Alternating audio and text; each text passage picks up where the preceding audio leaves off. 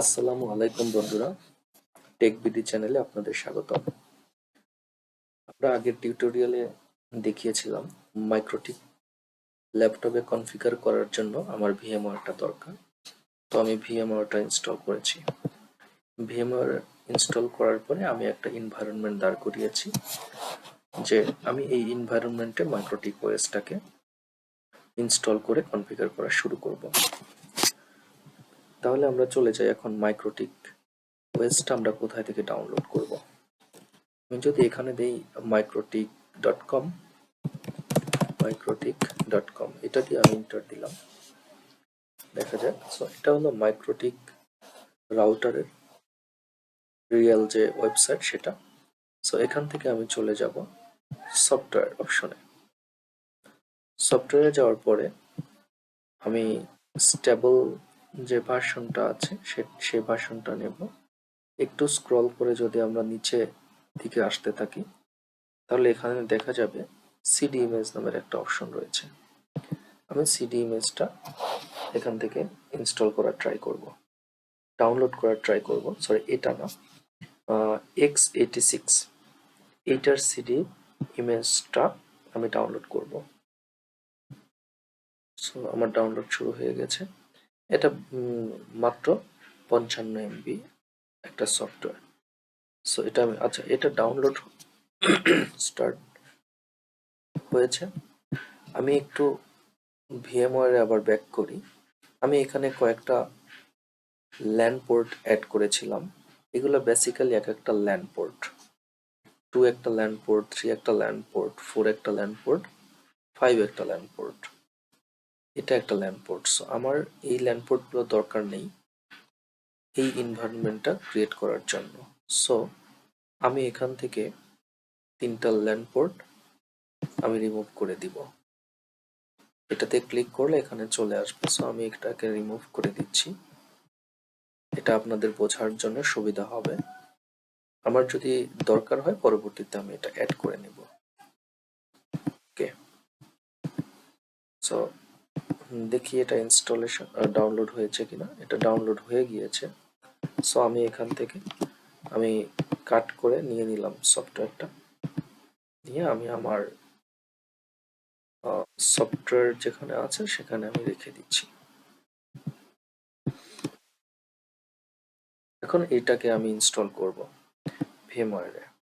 কিভাবে ইনস্টল করব? Edit virtual machine settings, এই অপশন থেকে আমি চলে আসব সিডি ডিভিডি অপশনে। দেন আমি এখান থেকে আইএসও ফাইলটাকে নিয়ে আসব।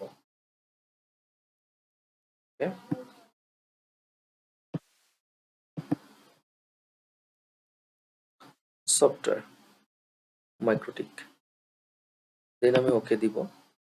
এটার কাজ শেষ। এখন আমি এটাকে রান করে দিচ্ছি, দেখি কি আসে এখানে।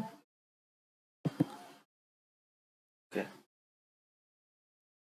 এখানে কি আসছে? ইউজ অ্যারো কি, boot install router। ওকে, এন্টার দিলাম। এন্টার দেওয়ার পরে ইনস্টল হওয়া স্টার্ট করেছে। এখানে একটা অপশন, এখানে একটা কথা লেখা আছে যে I to install locally. So আমি কিবোর্ড থেকে আই প্রেস করলাম। এখানে বলছে all data on the disk will be erased. So আমি এটা যেহেতু নিউলি কনফিগার করব, রিয়েল কনফিগারের ক্ষেত্রেও কিন্তু সেম হবে। সো আমি এখানে ওয়াই প্রেস করব, তাহলে সেটা ইরেজ হয়ে এটাকে নিউ একটা লুক দেবে। ইন্টার প্রেস করতে বলছে, ইন্টার প্রেস করলাম, এটা স্টার্ট হয়ে যাচ্ছে। সো আমার মাইক্রোটিক ওএসটা এখানে ইনস্টল হয়ে গেছে।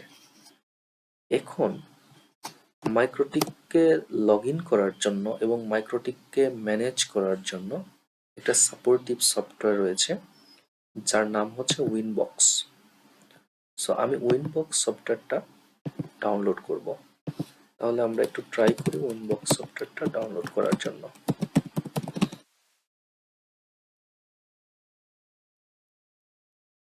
উইনবক্স এখানে রয়েছে। আমি 64 ভার্সনটা নিয়ে নিলাম।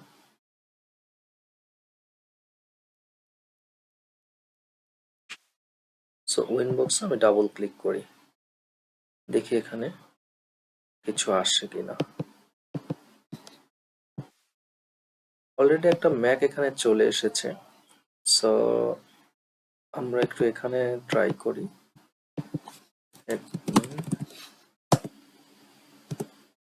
হ্যাঁ, অলরেডি এটা হোপসো কাজ করবে।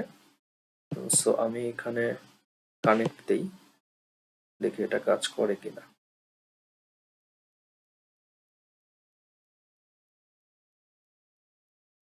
এখানে কাজ করছে না।